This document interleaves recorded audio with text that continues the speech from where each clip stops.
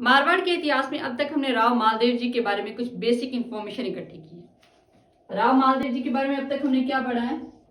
उनके पिता का नाम, माता का नाम, उनके द्वारा लड़े गए युद्ध, शेरशाह सूरी के साथ उनकी लड़ाई, और अपने साम्राज्यवादी नीति के तहत उन्होंने कौन कौन से राज्यों पर आक्रमण करके अपना आधिपत्य जमाया, ये सब चीजें हमने पढ़ी।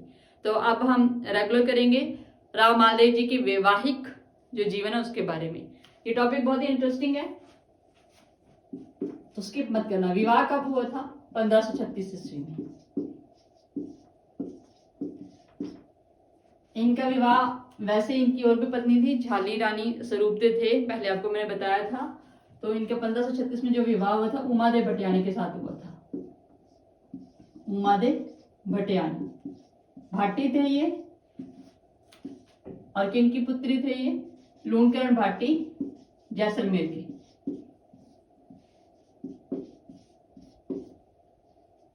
इनको रूठी रानी के नाम से भी जाना जाता है, इनके महल भी है।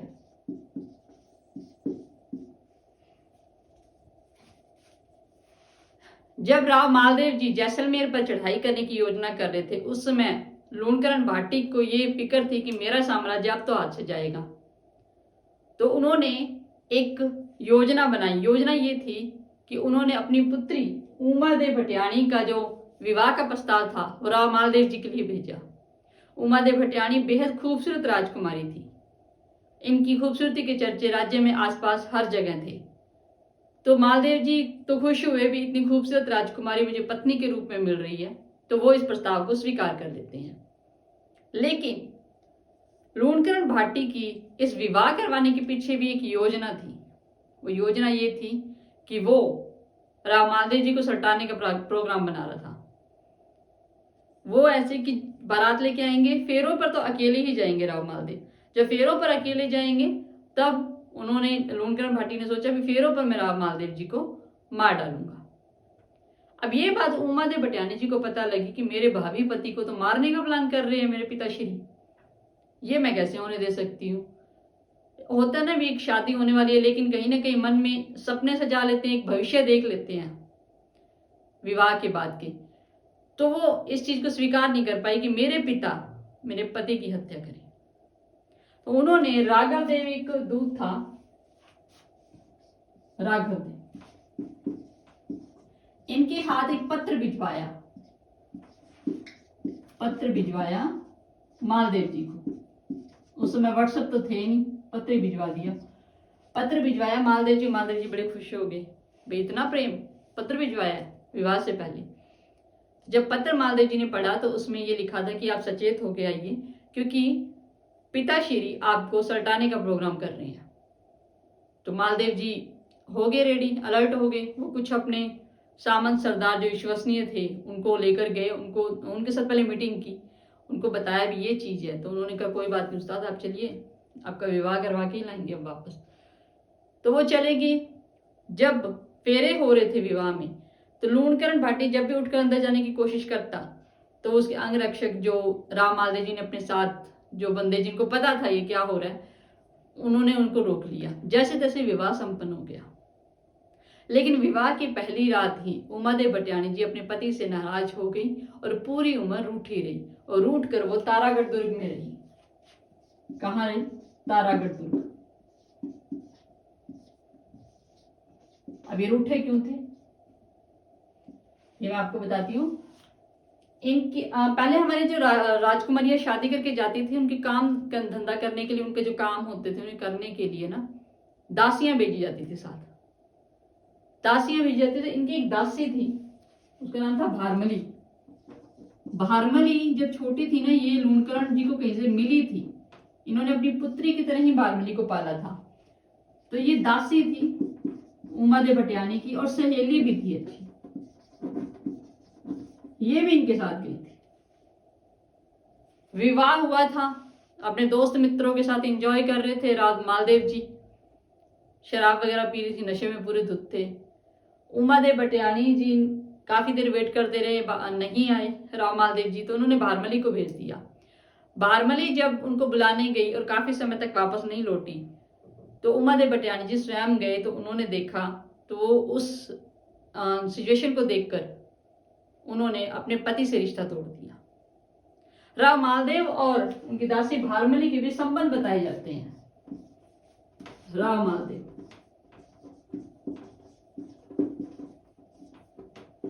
और उनकी दासी भारमली के बीच संबंध बताए जाते हैं, जिसके कारण उमादेव भटियाणी जी ने उनसे रिश्ता तोड़ दिया और उम्र भर उनसे रूठी रही। उन्होंने ये भी कहा कि मैं ऐसे चरित्रहीन पर्सन के साथ तो नहीं रह सकती जो विवाह के दिन यही भूल गया भी उसकी शादी हुई है, उसकी पत्नी भी है। हालांकि सुबह नशा उतरने के बाद जब उनको रियलाइज हुआ राव मालदेव जी को भी मैंने गलत किया है, तो उन्होंने बहुत माफी मांगी उमादेव भटियाणी जी से, लेकिन उमादेव भटियाणी आत्मसम्मान की बात कहकर उनकी बात को नहीं माना, क्योंकि उन्होंने कहा कि मेरे आत्मसम्मान को ठेस लगी है तो मैं आपके साथ यहाँ नहीं रह सकती।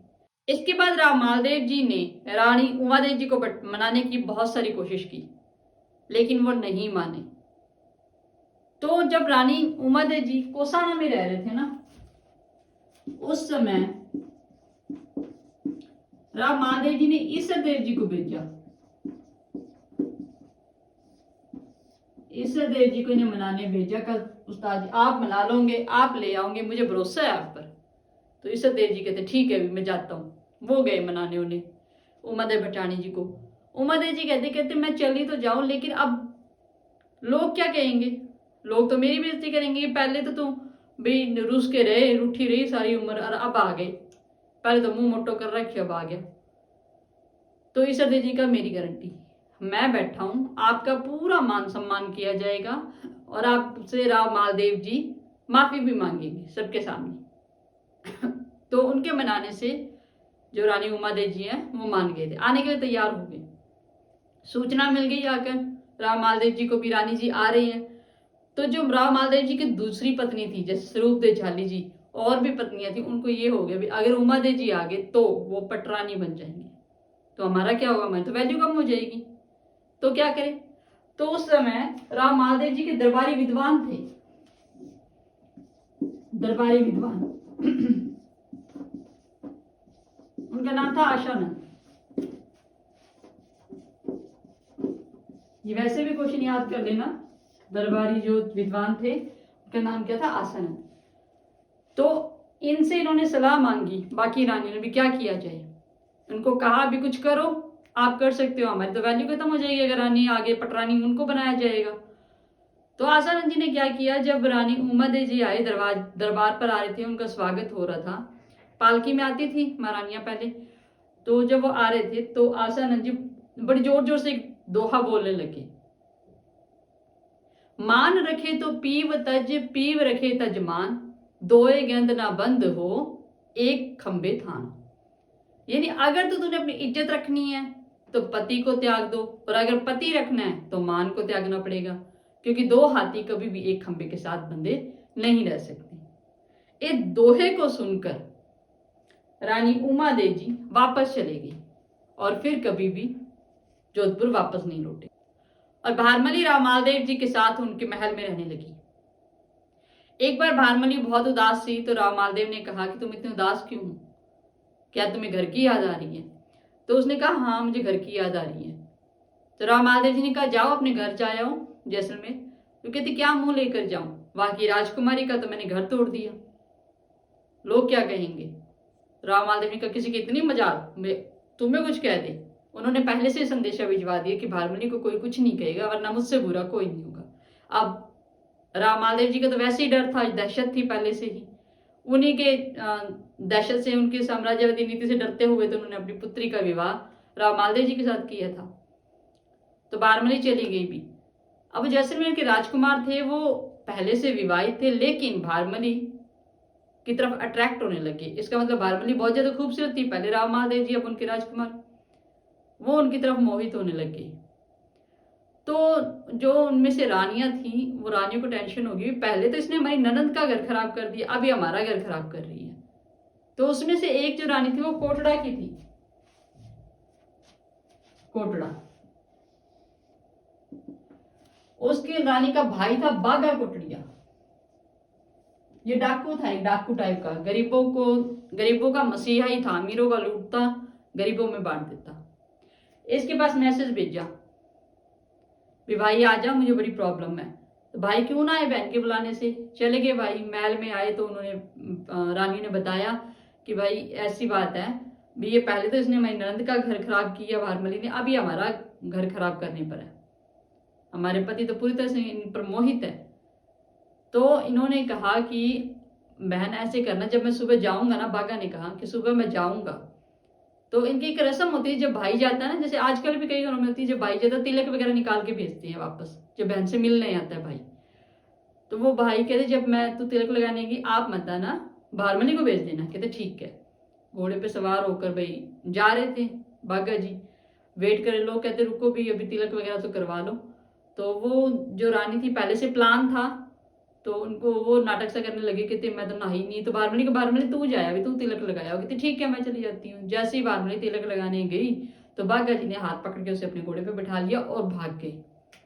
अब पीछा तो कौन ही करे, जैसलमेर वाले तो वैसे ही छुटकारा डालने में थे भी, छुटकारा मिले, इससे पहले हमारी बेटी का घर खराब कर दिया, ठीक है चली जाए।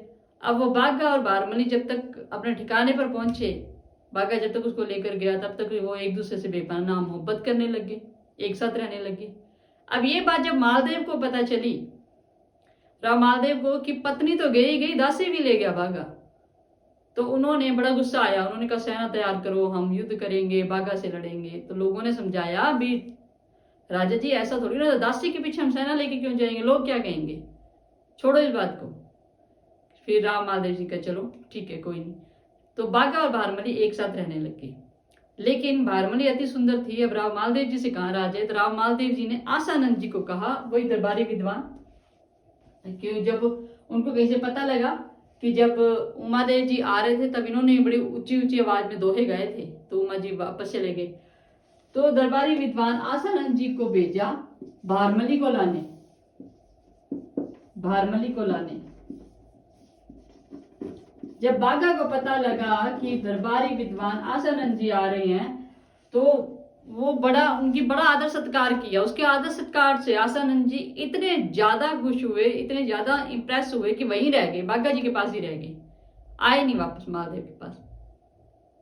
बागा की जब मृत्यु हो जाती है तो आसानंद जी कहते पागल हो जाते हैं।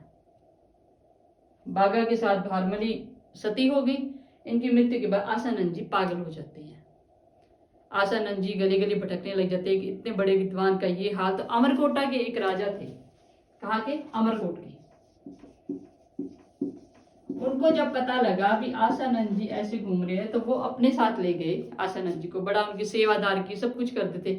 लेकिन आसानंद जी दिन रात बागा बागा बागा जी की माला रटते रहते थे, क्योंकि उनसे वो इतने इम्प्रेस हो गए थे, उन्होंने बहुत इज्जत मान दिया था उनको, आसानंद जी को।